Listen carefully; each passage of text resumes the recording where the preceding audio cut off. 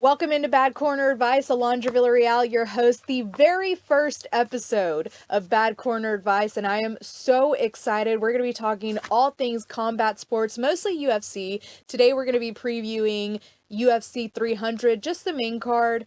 I don't really like to do prelims and early prelims all that much because I watch them, but they're just not very interesting to a lot of other people. So we're going to be previewing the main card. And as we go along, we will be talking other combat. Like, we'll talk boxing. We've got a match coming up April 20th. Devin Haney and Ryan Garcia. As of now, that's still going on. But as everybody knows, or maybe you don't know, maybe you don't follow boxing, Ryan Garcia is kind of losing his mind a little bit. I think it's calmed down some. I haven't seen him much on Twitter, but he's a little crazy. Or maybe he's not. Who knows? We'll talk about it. But like I said, today we're going to be previewing UFC 300, and I am so excited about this card, and I'm just really excited to be talking about MMA, boxing, UFC, all of that. I love it. So, with that being said, let's get right into it. So, Bo Nickel and Cody Brundage are going to be the opening fight of the night. Bo Nickel is 5-0, very, very early professional career going on right now, and Cody Brundage is 10-5. I've got to be honest, I am not very interested in this fight. Bo Nickel, I think, is a good fighter. He's a wrestler.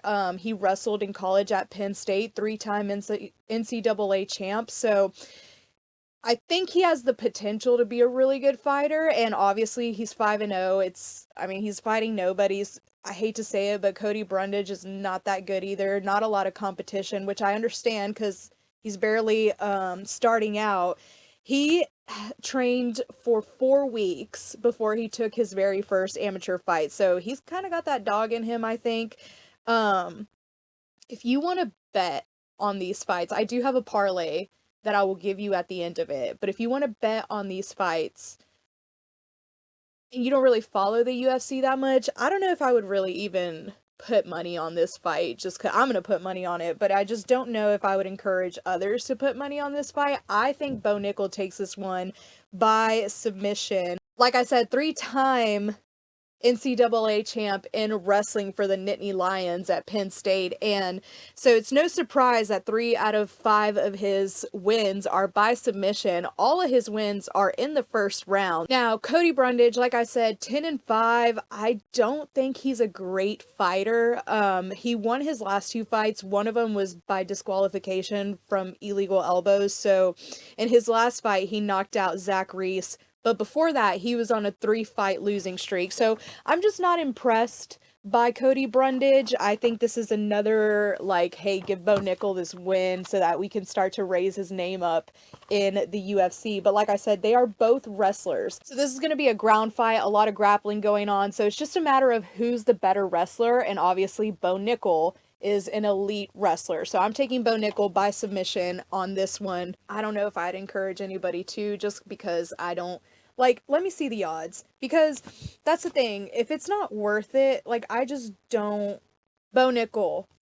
Bo Nickel is minus 2,100 on the money line on that one. So I wouldn't encourage you to bet on that. But if you do want to bet on it and you want to make it a little more interesting, you can bet on him to win by submission. That's minus 120. So just really not worth it to bet on that one.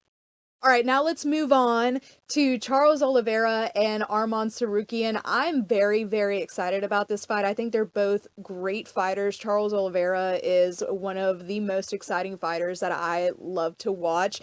He's 34-9. The majority of his wins are by submission at 21. He's won 9 out of 10 of his last fights. One of the losses being to Islam Makhachev, who is on top of the UFC right now. So I think this is going to be a really good fight. My thing is, Arman Tsarukyan hasn't really faced a lot of people that will take you to the ground like Charles Oliveira is. 21 of his wins are by submission. Arman Tsarukyan has never lost by decision, and they don't really try to take him down a lot. Arman Tsarukyan says he's going to knock out Charles Oliveira in the first round. I don't know about that one. I think they're both amazing fighters. Let's see the odds on this one. Charles Oliveira, the plus 185 underdog. Arman Tsarukyan at minus 225. Charles Oliveira by knockout plus 800, by submission plus 400, and Sarukian to win by knockout is plus 130. So this is a tough one. A lot of these are really tough because these are really elite fighters. And I kind of feel like this kind of goes along with the whole new versus old going on in the UFC, or I feel like it's going on in the UFC right now, like with Topuria taking down Volk.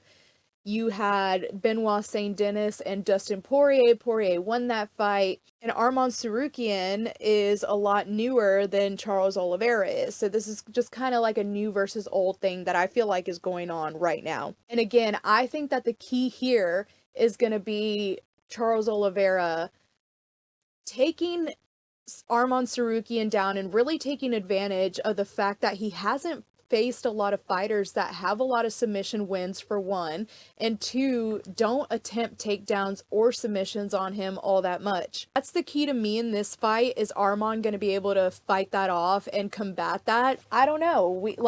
That's just, it's not something that we've seen a lot from him, so we just don't know.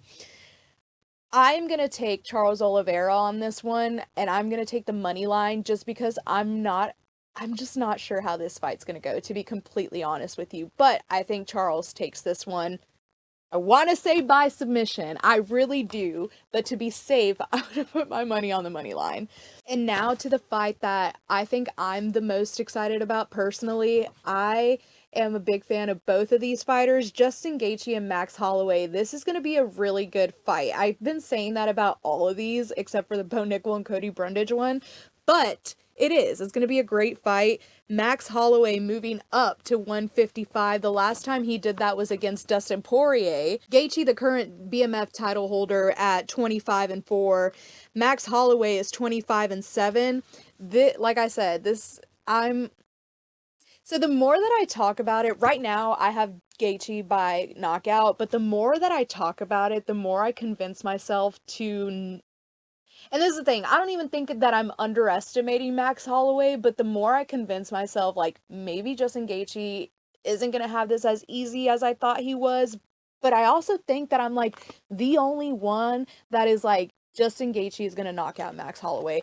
And from people that I've talked to, I've not really heard a lot of people say that Justin Gaethje is going to win this one. But I think that the odds are in Justin Gaethje's favor. Yep, Justin Gaethje is minus 170 on the money line right now, and Max Holloway is plus 142. So I don't know if we're all underestimating Max Holloway, and the few people that I talk to see something in him that I don't. But, well, let me take that back. I think Max Holloway is an amazing fighter. He has a strong chin.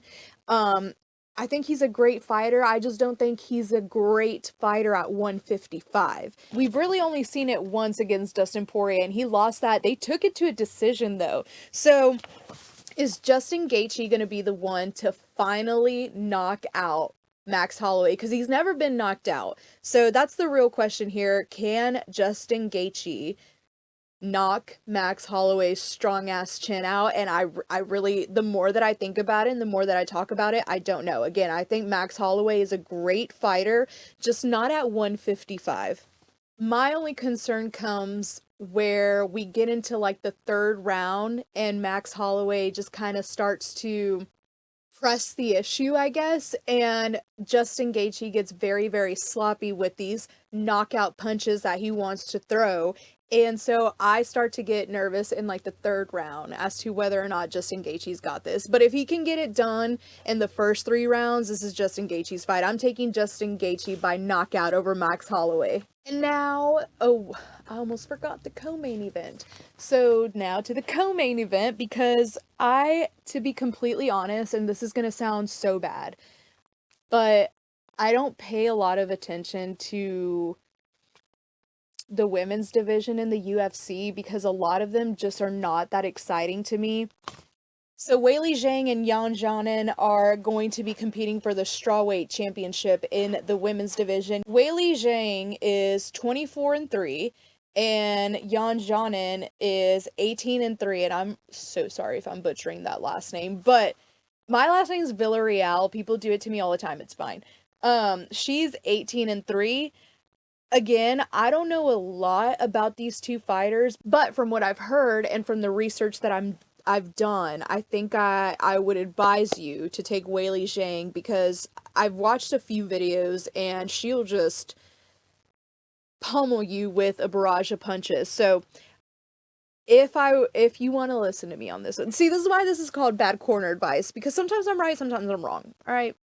I've given people some really bad advice sometimes, but I fully believe it when I'm saying it. So, that's just the nature of fighting. It goes 50-50. That's just, again, it's two people fighting. One or the other is going to win. It is what it is. But Weili Zhang, I would take her over Yan Xiaonan in the strawweight championship of the women's division in the co-main event of UFC 300, which if we want to get into it, we can. I don't know why you would make that the co-main and why you would put Bo Nickel to open the card. Like, this is why people are criticizing this UFC 300 fight. The Justin Gaethje, Oliveira, and Alex Pereira and them, those are going to be great fights. But I think that what bothers people is the Bo Nickel opening the main card, and also Weili Zhang being the co-main event, because the last time the women did a co-main event, it was UFC 297, and it was Raquel Pennington and Mayra Bueno Silva, and that was just, to be frank, a very boring fight. I took my nap, because you know how like UFC fights are super late. I'm a grandma, I can't take that. I took a nap in the Raquel Pennington and Mayra Bueno Silva fight. That's how boring it was. Just so boring. So I think that's why people are not as enthused. Actually, I think let me reword that. We are very excited as a whole about UFC 300. I just think that the Bo Nickel in the women's co-main event bothers some people, which is fine. Now to the main event. Alex Pereira and Jamahal Hill. Listen, Alex Pereira is, if not the best, one of the best strikers in the UFC right now, and I don't think I'll get a lot of pushback on that one. He's 9-2. Jamahal Hill is 12-1. 7 of Alex Pereira's wins are by knockout, and 7 of Jamahal Hill's wins are by knockout as well. And I want to point out that Jamahal Hill has really great defense, like really, really good defense. And I think that we're underestimating him a little bit. Now, do I think he's gonna win this fight?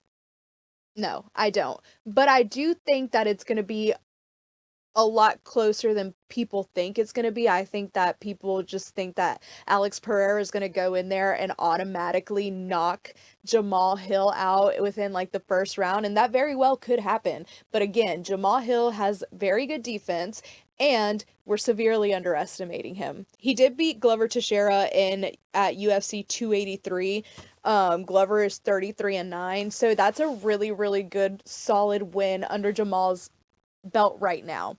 His one loss is a technical knockout to Paul Craig at UFC 263. So I cannot put aside the fact that Alex Pereira, to me, is the best striker in the UFC right now. I'm going to take Alex Pereira by knockout over Jamahal Hill.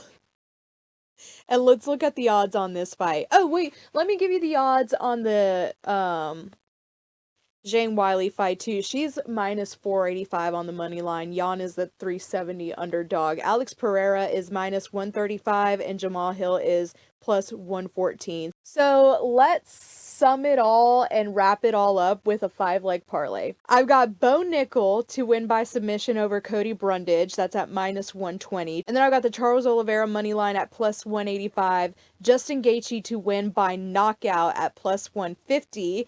And then I've got Zhang Weili at minus 485 on the money line. And then I've got Alex Pereira to beat Jamahal Hill by knockout at plus 120 for a total of plus 3,366. So if you want to follow that, if you want to hit that parlay, do it. Again, take it with a grain of salt. This is bad corner advice after all, but I do kind of know what I'm talking about a little bit. You know, sometimes you win, sometimes you lose. It is what it is, but Yes, thank you so much for joining me on the very first episode of Bad Corner Advice. I cannot wait for more and to get like a lot more into in depth and into the weeds of this. I just wanted to preview UFC 300, give you my picks, give you a quick little parlay as well, and I am just so excited for UFC 300. Make sure you join me next week for when we recap UFC 300 and we see how many of my bets actually hit. So, thank you so much again, and we'll see you next time for another episode of Bad Corner.